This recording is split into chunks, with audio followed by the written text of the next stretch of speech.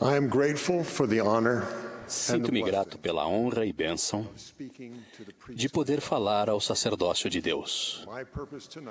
Meu propósito hoje é ajudá-los a ser corajosos e destemidos no serviço do sacerdócio. Vocês precisam ter coragem e destemor, porque fazem parte do exército do Senhor nesta última dispensação. Não estamos em tempo de paz. Estamos em guerra desde que Satanás reuniu suas forças contra o plano do Pai Celestial na pré-existência. Não conhecemos os detalhes da batalha ali travada, mas sabemos qual foi um dos resultados. Satanás e seus seguidores foram expulsos e lançados à terra. Essa guerra continua desde a criação de Adão e Eva. E vemos que ela se intensificou. As Escrituras sugerem que a guerra se tornará ainda mais violenta e que haverá muitas baixas espirituais nas fileiras do Senhor. Quase todos já viram um campo de batalha mostrado em um filme, ou lemos a descrição numa história. Em meio às explosões e aos gritos dos soldados, ouve-se alguém clamar: soldado abatido. Ao ouvir esse grito, os leais companheiros do soldado abatido se dirigem ao local de onde partiu o aviso. Outro soldado, um oficial médico, ignora o perigo e se aproxima do companheiro ferido. O soldado abatido sabe que a ajuda virá. Seja qual for o risco, alguém vai se esgueirar ou se arrastar para chegar até ele a tempo de protegê-lo e oferecer assistência. Isso acontece em qualquer grupo de homens unidos numa missão difícil e perigosa, a qual decidiram cumprir a qualquer custo. As histórias desses grupos estão repletas de relatos de homens leais que tomaram a firme decisão de não deixar ninguém para trás. Eis um desses relatos oficiais. Na Guerra da Somália, em outubro de 1993, 2 soldados do Exército dos Estados Unidos viram de seu helicóptero, durante um tiroteio, viram 2 outros helicópteros ser atingidos e caírem. Os 2 soldados, em sua posição relativamente segura, ficaram sabendo pelo rádio que não havia forças terrestres disponíveis para resgatar os tripulantes dos helicópteros derrubados. Um número cada vez maior de soldados inimigos se aproximava do local da queda. Os 2 soldados que observavam do alto se ofereceram para descer ao solo a fim de proteger seus companheiros gravemente feridos. Seu pedido foi negado porque a situação era demasiadamente perigosa. Pediram mais uma vez. Novamente a permissão foi negada. Só depois de seu terceiro pedido é que eles foram abaixados até o solo. Munidos apenas com suas armas portáteis, abriram caminho à força até o local em que os helicópteros haviam caído, onde estavam os soldados feridos. Moveram-se sob intenso tiroteio à medida que os inimigos convergiam para o local da queda. Tiraram os feridos do meio dos destroços. Colocaram-se em posição defensiva ao redor dos feridos, assumindo as posições mais perigosas. Protegeram seus companheiros até ficarem sem munição e depois foram mortalmente feridos. Sua coragem e sacrifício salvaram a vida de um piloto que de outra forma teria perdido. Foram condecorados póstumamente com a Medalha de Honra, a mais alta condecoração de seu país por bravura diante de um inimigo armado. A homenagem declarava que eles atuaram acima e além do chamado do dever. Pergunto-me, porém, se eles se sentiram isso ao descer para ajudar seus companheiros feridos. Movidos pela lealdade, sentiram-se na obrigação de defender seus companheiros a qualquer custo.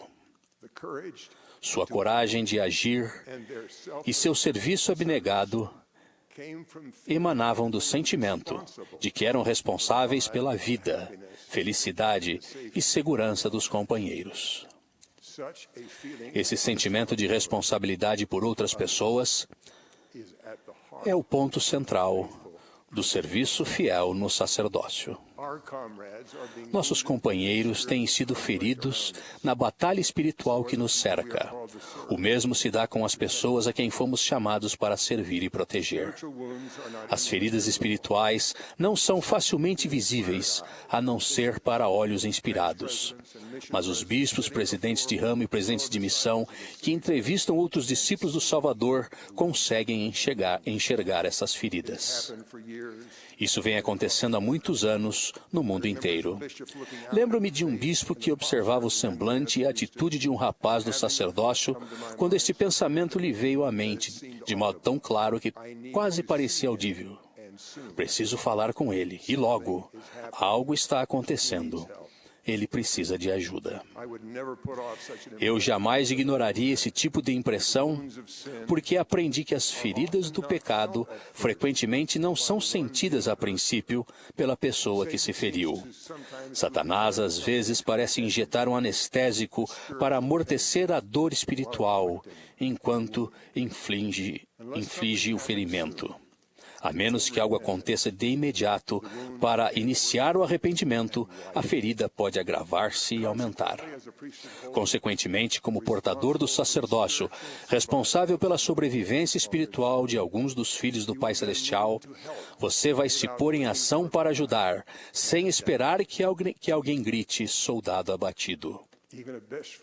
Pode ser que até o melhor amigo, outros líderes, o pai ou a mãe do jovem não estejam vendo o que você vê. Talvez você seja o único a perceber, por inspiração, o grito de alerta. Os outros podem achar, como você também pode ficar tentado a pensar, talvez o problema que pensei ter visto seja apenas minha imaginação. Que direito tenho de julgar as pessoas? Não é minha responsabilidade. Vou deixá-la em paz até que me peça ajuda. Somente um juiz autorizado em Israel recebe o poder e a responsabilidade de verificar se existe um ferimento grave e de explorá-lo.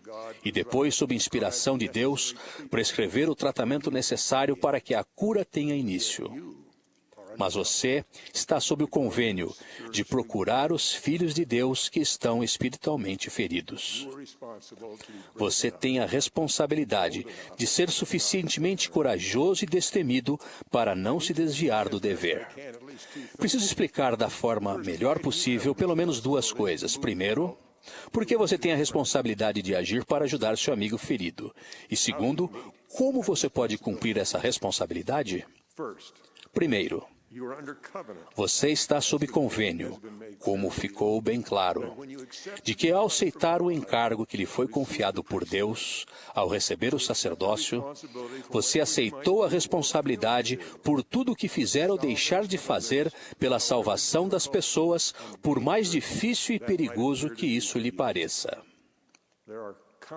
Há incontáveis exemplos de portadores do sacerdócio que aceitaram essa séria responsabilidade como eu e vocês precisamos fazer. Foi assim que Jacó, no livro de Mórmon, descreveu essa sagrada responsabilidade ao enfrentar uma situação difícil para prestar auxílio. Ele disse: "Agora, meus amados irmãos, eu, Jacó, de acordo com a responsabilidade que tenho para com Deus, de magnificar meu ofício com sobriedade e para livrar minhas vestimentas de vossos pecados, venho hoje ao templo para declarar-vos a palavra de Deus." Você pode argumentar que Jacó era profeta, mas você não é. Mas seja qual for seu ofício no sacerdócio, ele traz consigo a obrigação de erguer as mãos que pendem e fortalecer os joelhos enfraquecidos das pessoas ao seu redor. Você é o servo do Senhor e fez o convênio de fazer pelos outros, da melhor forma possível, o que ele faria. Sua grande oportunidade e responsabilidade estão descritas em Eclesiastes. Melhor é serem dois do que um, porque tem melhor paga do seu trabalho. Porque se um cair, o outro levanta o seu companheiro. Mas ai do que estiver só, pois caindo não haverá outro que o levante.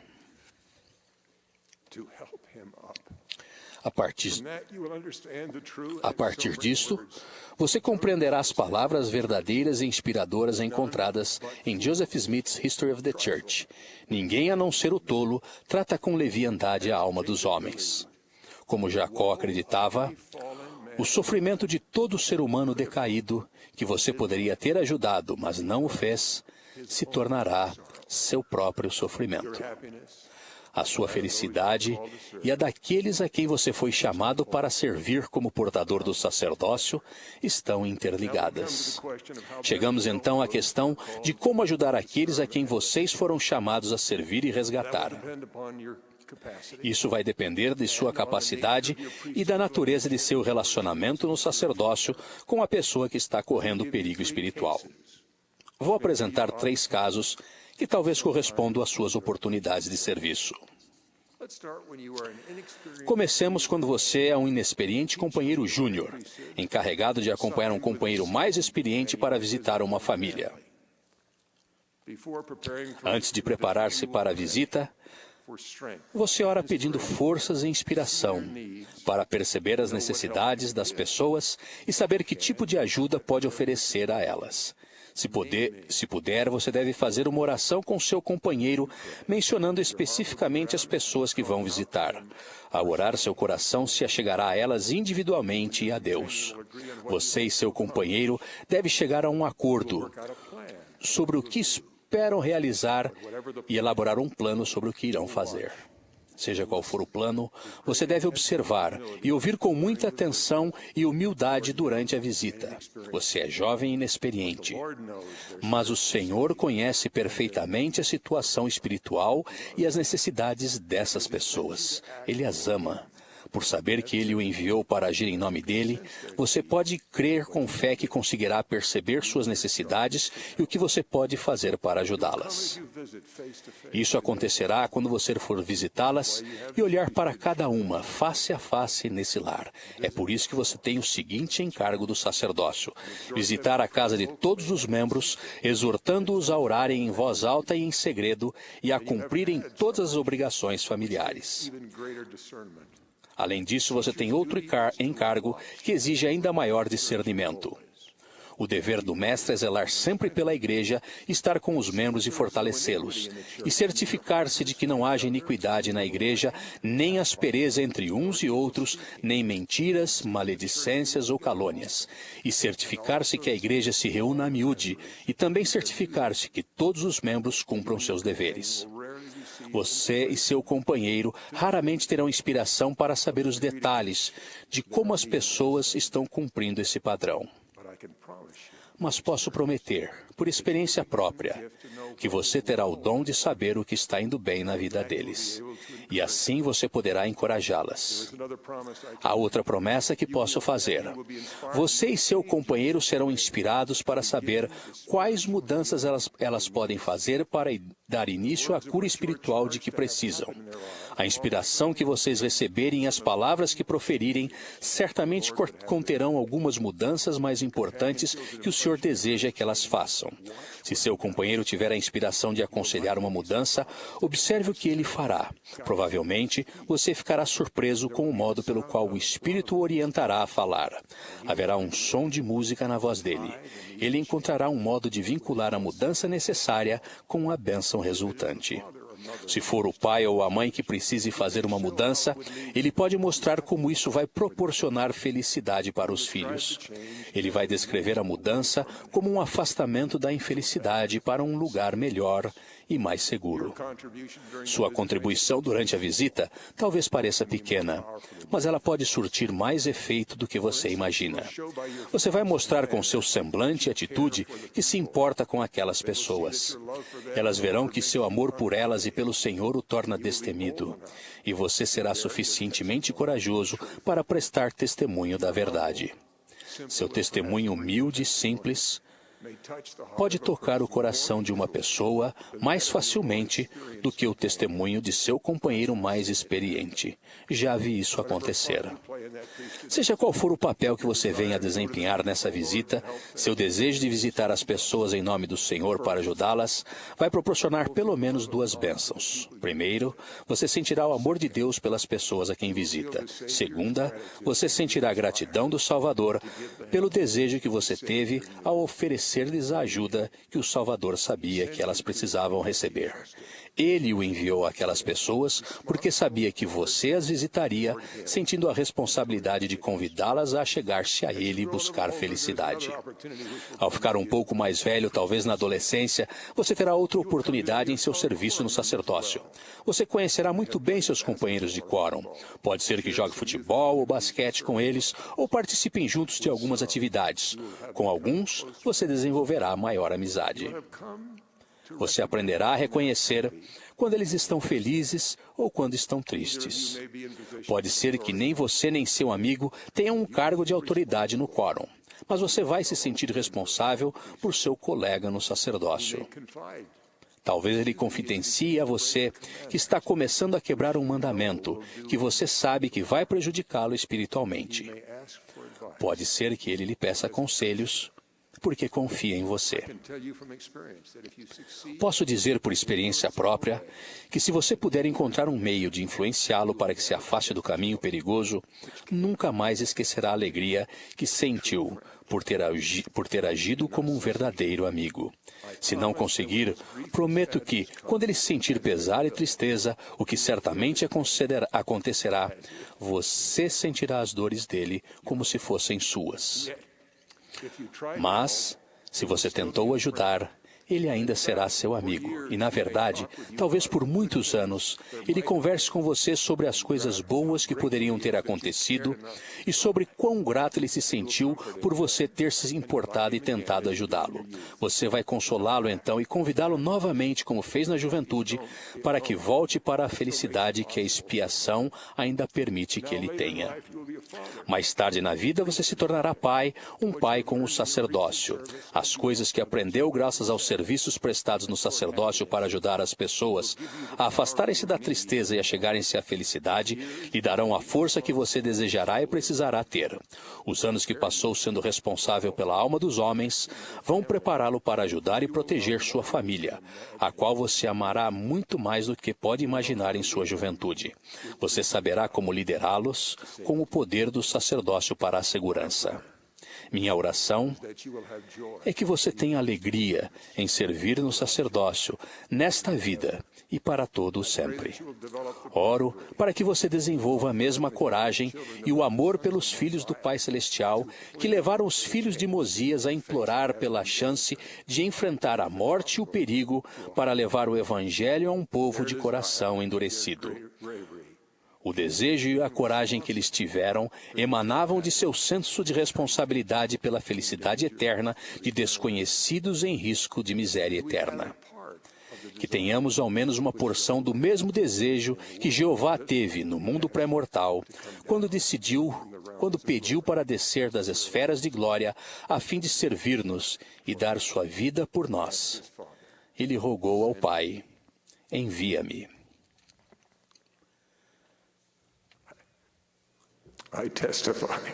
Testifico-lhes que vocês foram chamados por Deus e que foram enviados para servir a seus filhos. Ele não quer que ninguém fique para trás. O presidente Monson tem as chaves do sacerdócio no mundo inteiro. Deus dará a vocês inspiração e forças para cumprirem seu encargo de ajudar os filhos dele a encontrar o caminho da felicidade, o qual é possível graças à expiação de Jesus Cristo. Destas coisas eu testifico, no sagrado nome de Jesus Cristo. Amém.